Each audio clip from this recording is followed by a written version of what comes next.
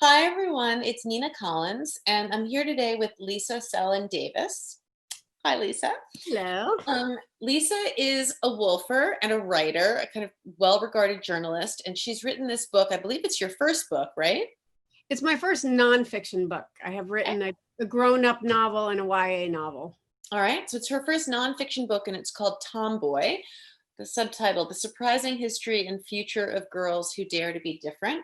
And it just came out this summer with Hachette, who's also my publisher. So we could talk about that offline. But we wanted to talk about that book. So thank you very, very much for being here. Oh, thank you so much for having me. Yeah, and Lisa's joining us from Park Slope. So the first thing I wanted to start with is I know that we're going to start with like an unpleasant story. Oh, I remember that you got into some cancel culture trouble when you wrote a New York Times op-ed piece called "My Daughter is Not Transgender, She's a Tomboy." So I thought it might be interesting to start the conversation by you telling us about that whole experience. And I assume that's what led you to write the book, although I'm not positive about that. That's part of it, but it's definitely not all of it. So yeah, in 2017, I wrote this piece that was about the experience we were having of adults who knew my child really well, having trouble accepting that she could identify as a girl. Mm-hmm. And they were super well-meaning.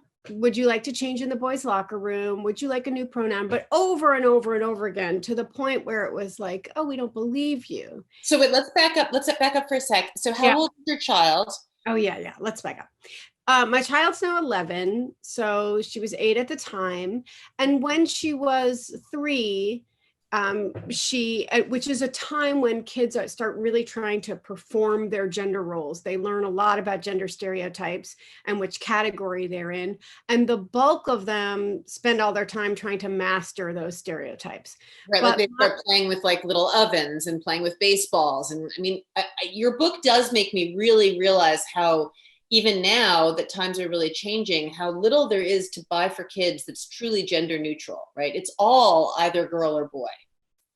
Right. And actually the way to make those things gender neutral is just to buy the girl stuff for the boys.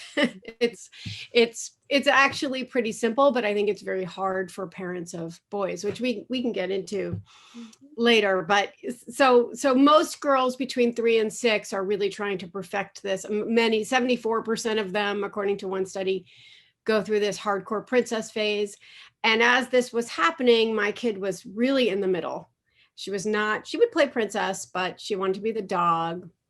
And she played with boys and girls. And then when she was growing up and having more of a say in what she could wear, she tended to favor clothes that are marketed as boys' clothes. Mm-hmm. And I was wondering what was happening and if that meant something bigger. Mm-hmm. But then after a few years, there was no discomfort. In fact, there was more comfort in her with herself than I have ever had with myself. So I wrote this piece that was about this tension between really wanting to support trans kids and then basing your idea of what someone's gender identity might be on gender stereotypes. Mm-hmm. Right? And I thought it was like open-minded and supportive and kind of mild. Mm-hmm. And had no idea that there was this very intense culture war that we've seen pop up with the J.K. Rowling kind of turf trans things that are all about, who gets to claim certain words and who gets to be in what category and who gets to define these boundaries. I didn't know about that. So I wrote this and it's not your fault. I mean, you wrote it at a moment when this was particularly becoming, and you really just hit a moment, right, where this was a particularly sensitive and interesting subject that everyone was trying to figure out. So it really was a zeitgeisty moment. I'm sure it was just a little awkward at the time. Well, I think it was a good thing. Yeah, it was very uncomfortable. I mean, I had never experienced.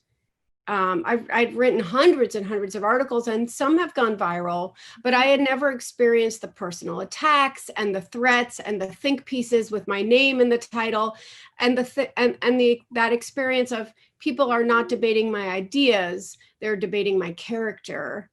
I'm sorry. And I didn't mean to bring this up at the beginning of the conversation. Oh, no, it's fine. I just think it's these things are interesting because you were obviously super well-meaning and the subject is complicated. So you were basically saying, my daughter is a tomboy, but she's not trans. She doesn't want to be a boy. Well, as far as I know, I mean, I was very clear that I have no idea how she will identify later. She's starting middle school, everything's on the table, but I didn't write the headline, and my headline was "My daughter is a girl, really," which may not have caused as much of a kerfuffle, but who knows, right? Probably would have actually now, given where we are now, not right. 10 years ago. Now I don't think the Times would publish it actually, but it was so what I did eventually was try to really sit down and look at Twitter and look at what people were saying and try to read the pieces saying I had gotten everything wrong and try to take it in. Yeah. And try to learn from it. And I think there was overwhelming support for it, but the antipathy toward it was like very intense and very pointed and very personal. Right. And what I did eventually was reach out to a couple of people who had written those pieces, the people who had written the more thoughtful pieces, not the full attackers, and said, can you sit down with me? And instead of like having publicly shaming me, why don't you sit down with me and talk to me about what you think I got wrong? And that was like a beautiful experience. Yeah, it must have been. Yeah. But it wasn't just that led me to write a whole book about tomboys and where they came from and where they disappeared to and what they have to do with this cultural moment. It was also my daughter telling us in first grade, oh, somebody told me I'm a tomboy. And me realizing, oh, I never, in all my wondering what was happening, never did I reach for that word. And yet, in the 1970s, when I was growing up, most girls had short hair. Most girls were wearing boys' clothes. I have lots of pictures of me. There's one in the book of, striped t-shirt and sports shorts with white piping and short hair. And there was this unisex look for kids. And so part of it was wondering, well, what happened to that person? Yeah, because I totally remember that too. I mean, that was a word we used all the time that we don't use anymore. We don't use it anymore. And then the question is whether we don't use it anymore because now the word girl is so big and broad that it can encompass a child like mine, or because we have so many other words that girl doesn't suffice. And that's part of that tension that I like dove into without understanding it, which again, I feel like is okay because I think the experience of reaching out to people and talking to people whom you disagree with is so rare right now. And it is so good. It's so hugely valuable. And I mean, now that our community, the Woolfer community, is back on Facebook. I don't know if you've noticed, we've Woolfer Annex. It's a super interesting kind of study in humanity, the way people behave differently on Facebook than they do on our app. But in social media, you get these inflamed, dramatic reactions, and they are great opportunities to learn from each other if everyone can just take a step back for a second. So, all right, so you've written a book that basically explores people who defy traditional gender boundaries, right? And I feel, let me say that I'm new at discussing all this stuff. I had an interview with, I'm sure you know her, book, Jodi Patterson, who wrote the book about her child Penelope, which is a great memoir about having a trans son. I always get the name wrong. Penelope was born as a girl, but is a boy. Yeah, so feel free to correct me if I get the words wrong. But the way I see your book is it's really something that's great for people who are interested in this subject, but also particularly possibly great for parents of children that they're raising because now it's become so common. I mean, I always marvel, my kids are 20 and up, and when they were in elementary and middle school, it was very rare to have a kid publicly acknowledged as gay. Now it's a common occurrence, right? That kids are fluid and exploring and coming out and wanting surgeries. And so in a very, very short time period, it's become such a different world. And I think there's so much for us to learn. So your book seems like an amazing, because it's both really a history and a kind of sociological study. So I guess there are a lot of things I want to talk about. I mean, one of the things is, why did you decide to go into the history, and what was most surprising to you about the history? Right. It ended up that the first third of the book was, how did we get this idea of boy stuff and girl stuff, right? Yeah. If a tomboy is a girl who dresses like a boy, who plays like a boy, who plays with boys, where did we get the idea of boys playing a certain way or looking a certain way? And when I was looking back at the history of the word tomboy, that I realized that it was totally dependent on this construction of what boy typical and girl typical is. Mhm. And that had changed so much. So in the 19th century, girls would not whistle, for instance. That was a thing that only a boy would do, right? So a tomboy might be a girl who whistles, so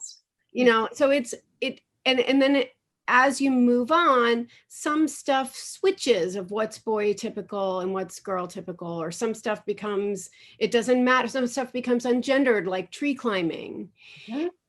And then at times it goes full force back to girls are like this and boys are like this. And so much changes generationally as one generation of women gets like a dose of feminism and then tries to raise these feminist children. And then often those children will return in some fashion to traditional, more Right. traditional roles. Backlash. That makes me wonder, actually, given where we are right now in our culture, what might these subjects look like in 20 years? I mean, I'm really curious about that. And my thesis is that childhood is more hypergendered now than at any other time of history, and that 100 years ago, young kids all had long hair, they all wore dresses, their sex was not emphasized because there was a kind of, because of our understanding of sex, gender, and sexuality, and they were all mixed together. So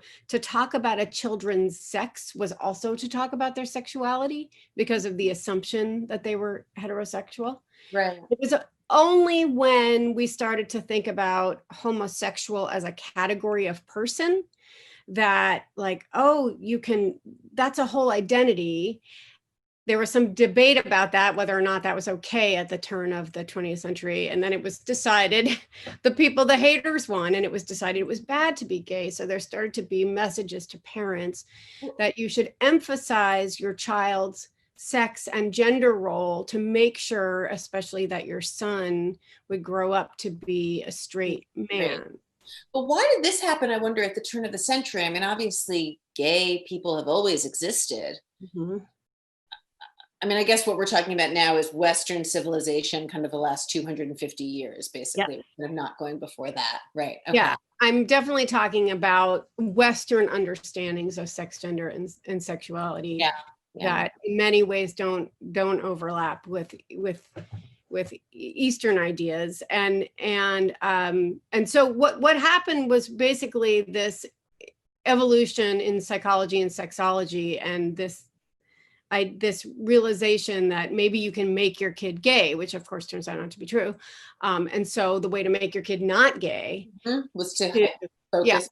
Cut the hair, don't let them wear dresses anymore, don't have any lace or frills or flowers on their clothes, and really like get them manly from the beginning.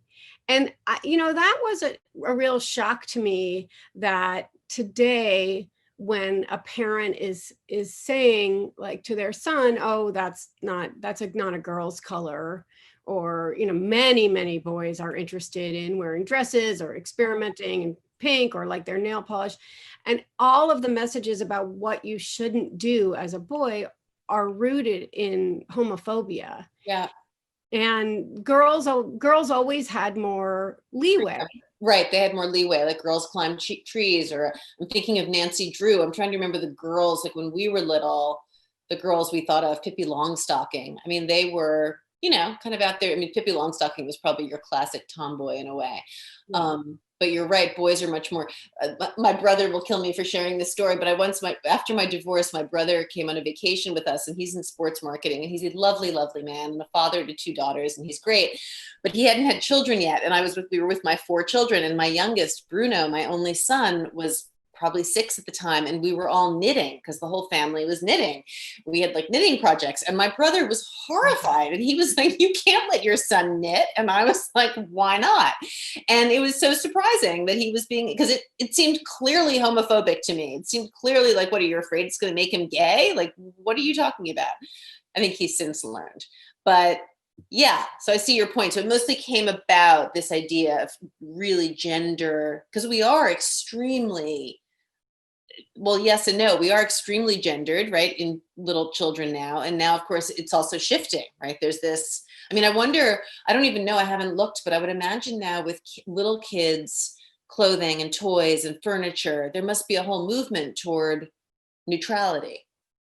Well, there is the beginnings of a movement, and there are a few groups. There's a group called Let Toys Be Toys, and then there's a group called Let Clothes Be Clothes, and there's a No More Pink and Blue group that I've been chatting with, and then there's an explosion of kind of feminine, I would like to always have air quotes around these words, clothes for boys. They're still a little bit niche and a little expensive, Mhm. but you know, Target has taken out its boy and girl toy aisles, and Amazon is working on that. And the reason that that's important, especially with toys, is because boys' toys and girls' toys emphasize and build different skill sets. Yeah, yeah, which is really So, fucked up. thank you. Yeah.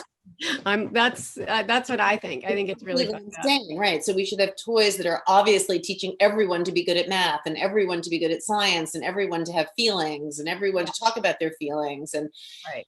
it's so interesting. I love the idea of let toys be toys. What a good, I'm gonna look them up. Yeah.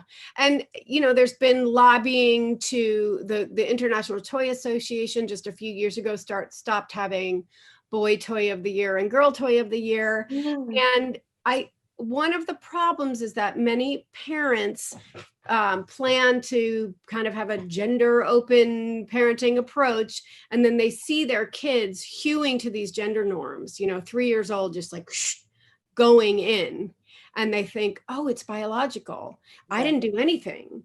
And I think there's very little understanding of how kids acquire information about gender and how much they learn from each other. And it's really important when they're super young, because by age 3, they pretty much know all the gender stereotypes, and they don't know the difference between sex, you know, their bodies or that category, and gender stereotypes. And they're working hard to master stereotypes, and they're bullying or policing with a small p kids who don't conform. And there's a lot of work that gets done in those early years, and it's all based on stereotypes. So, Fascinating. So, but if you take a child like a 2, 3-year-old, I mean, they must be getting, well, obviously there's iPads now, and there's the culture, and there's movies, and there's also just their parents, right? They're watching the stereotypes in the household. But you'd think a 3-year-old is not that exposed to popular culture. well, most kids, if you have a 3-year-old who doesn't go to preschool and just knows a couple of kids like in the neighborhood, that kid will probably play, for instance, with boys and girls equally. Mm-hmm. And once they get in these larger groups, they segregate more by sex. It's really part of their socialization, and it's part of forming gender identity and So understanding their place. fascinating. But you're right. As I'm thinking back to when my kids were little, you start making play dates, they do start going off. It's really interesting to think about. Yeah, and they learn the same kind of bias, you know, very similar to learning racial bias.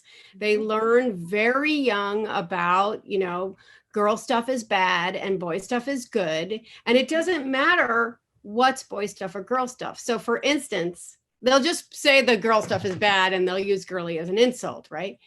And there are some great studies by a professor at Arizona State named Carol Martin, who's done a lot of studies on gender and tomboys and the way kids play. And she found that when a kid liked a toy, if a girl found a toy and she didn't know its gender marker, if it was like a silver balloon and she was into it, she would assume it was a girl's toy because she was a girl and she likes it. Meanwhile, when they showed kids counter stereotypical images, so when they showed young kids like pictures of girls playing with cars and they said, is a car a boy's toy or a girl's toy, the kids would say, oh, it's a girl's toy. So it's I don't think it is that hard to make all of this stuff gender neutral. I don't think we need any new items. Right. I just think it's about marketing this really, really narrow idea of normal. Yeah. And I just think it's bad. I think it's bad for kids. I think it's good for marketers and, bottom lines, but it's just confusing and unhealthy for children because it has gone to such a crazy extent that their pens and like their diapers and just every possible item is gender. Yeah. No, this really is a helpful conversation. It makes me think about grandchildren, which is the next time I'll get a chance to have an influence on something like this. And it also makes me think about, in the Woolfer community, we've been doing all this unlearning racism work, and it is similar, right? It's analogous, the way kids learn bias, and whether it's gender, whether it's race. So it does make me. I'm getting a puppy on Saturday, and I'm thinking. I'm getting a boy puppy, and I almost wanted to name him Pearl. And I was like, since gender's a construct, I guess I could just name him Pearl. Now I'm naming him something gender neutral. But anyway, these things are very important to talk about and think about. I'm wondering now about your daughter and how it feels for her, or how it's felt in your family that you've kind of written this book inspired. She's not your only child, right? I believe you have. I have two children, and I think that the book is inspired by each of them. It's not very much about them. They're in the beginning and they're in the end, and I referred to them once or twice, and I read them all the parts that they were in. They were allowed to make corrections. The corrections were sort of their perception, but I just went with it. I was like, I don't think that's accurate, but if that's how you remember this experience. It's funny. You were more generous than I did. When I wrote my book, I had my oldest child read and evaluate it and make changes, but I didn't let everyone do it. And there was some anger about it. I felt like she was wise and older and could speak for all of them, but they were pretty pissed at me. But things about that I thought were super benign. But anyway, good for you. Yeah. You never know what someone is going to react to. Yeah. I think because so many of the reactions and attacks were about what kind of parent I am, and also I do get a lot of people telling me I'm a good parent or a bad parent, and I feel like that isn't what this is about. The information I have compiled in this book will change the way you parent. It will change the way you see your child and other children and your community and the language, because I didn't know any of this. And I, of course, thought I was raised hardcore feminist. I know about gender. Well, I knew nothing. And many of the people in the book, some of them are professors of gender, and they're writing to me. They learned all this stuff because because the book looks at neuroscience, and it looks at history, and it looks at the culture, and it looks at the future, and it looks at linguistics. These people themselves hadn't seen all of this stuff in one place. But I feel like I have written so many things without thinking about the impact on my family or even the people in the essays, in the communities I'm in. I have been thoughtless and careless and pursuing my art and being ambitious and single-minded. And I was only initially given 5 months to write this book, then, which is crazy. Yeah, that's then insane. They extended it to 7 months. For 6 weeks, I couldn't write. I thought I've made a terrible mistake. That's an insane schedule for people who are listening. Most books take really 2 years to write, basically. Well, it's crazy. My editor is has very high expectations, and she was like, at the time I was like, this is insane, but I'm so grateful for her now. Who's your editor? Her name's Krishan Trotman. Okay, cool. Do you know her? No, I don't know her. Just wondering. Well, you should know her. She's one of the few like Black editors in publishing, and she is cool. She has much higher self-esteem than I do, and she had to tell me things like, you get to decide what's in your book. You don't have to be afraid all the time. Awesome. So, but yeah, so I it was important to me to not make this book too much about my kids. Yeah. But also, that was kind of my calling card of, I have a personal connection to this. There is a reason I'm writing this. So yeah, well, I think it's brave. And I think what you just said about, I think it was super interesting to me what you were just saying about how you feel like you've made mistakes or been thoughtless or been selfish. I was about to correct you and be like, wait a minute. It's such a female thing, right? To beat ourselves up. You're a woman, you're creative, you're a writer. Some of that involves, as an artist, it involves saying what you want to say. And sometimes as a writer, you have to disregard what people are going to think. But I also do really appreciate you being sensitive to your kids. That's why I was curious about it. It's an interesting thing to have written a book where you're reflecting on this evolving, like, I don't know if your daughter feels straight or gay or is liking dresses or who the hell knows, but it's an evolving situation. She's just walked in. Oh, how exciting. Hi. Hi. But no, this is a live thing. And I feel like they just can't get it. And I'm like, don't open this door for 1 hour. Put a big sign, do not come in. No, I'm home alone right now, which is blissful. I have some information about that stuff, but I'm sure she would say that she wouldn't care if I would share it. But no, and I'm not asking you to expose it. I'm just saying it's admirable to me and impressive that you're straddling that, because that's not easy. Like, you've written a book that's important and helpful for people, but in doing so, you've had to talk a little bit about your own personal life and your kids. And we all know that's challenging because kids grow up and go to therapy for all the things we've done. And so it's just challenging. So I admire. The more people buy the book, the larger the therapy fund for my exactly, which is perfect.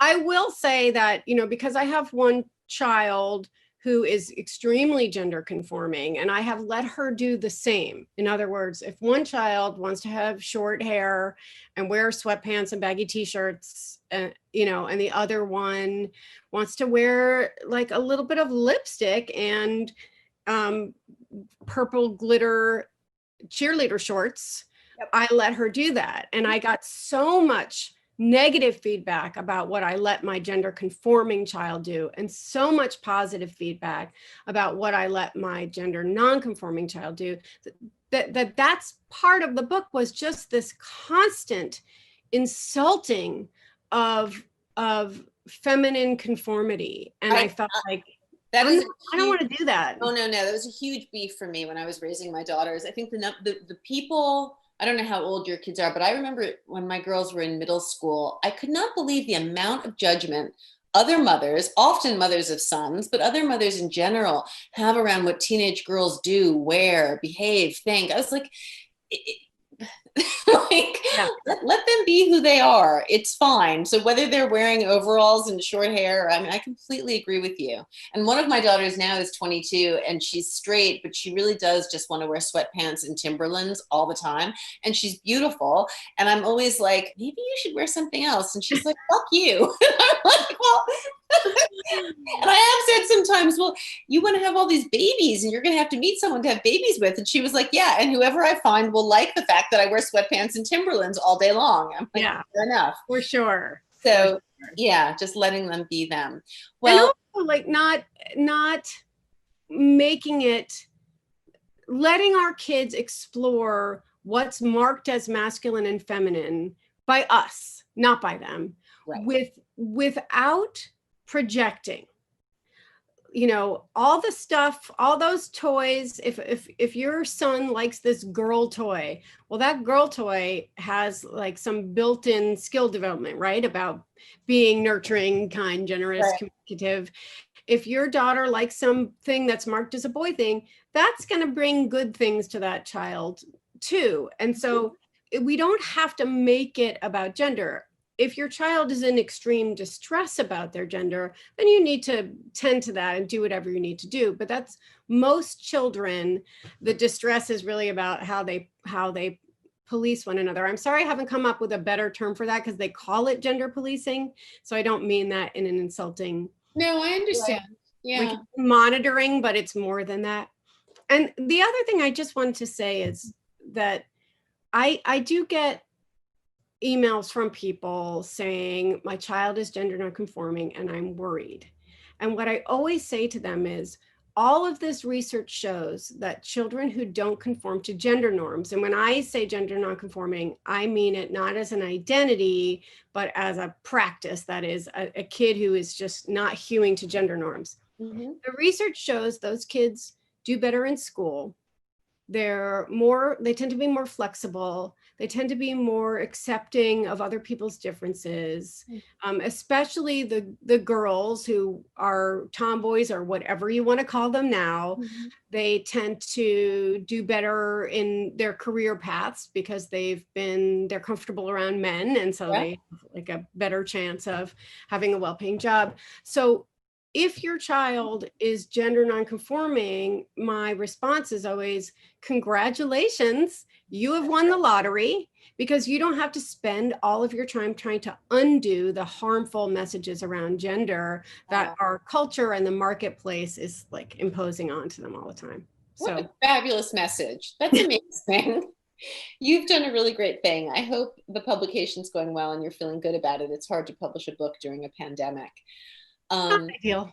So for our listeners, because this will also go out on Raging Gracefully Presents, our podcast series. So I just want to say again, the book is called Tomboy, The Surprising History and Future of Girls Who Dare to Be Different by Lisa Selin Davis.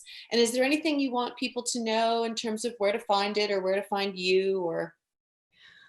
Well, I love it when people buy it at their local bookstores and then ask their local bookstores to carry it. It's super helpful to me and to the bookstore. Yep. And, I'm trying to do all the social media. So I'm on Instagram at Lisa Selin Davis and Twitter at Lisa Selin Davis. And great. Yeah. All right. Well, it's really nice to talk to you. I saw you the other day in a Zoom and just instantly felt like I wanted to spend more time with you. So yeah, same. Thank you very much for doing this. And I will see you around online. Yeah. Thanks.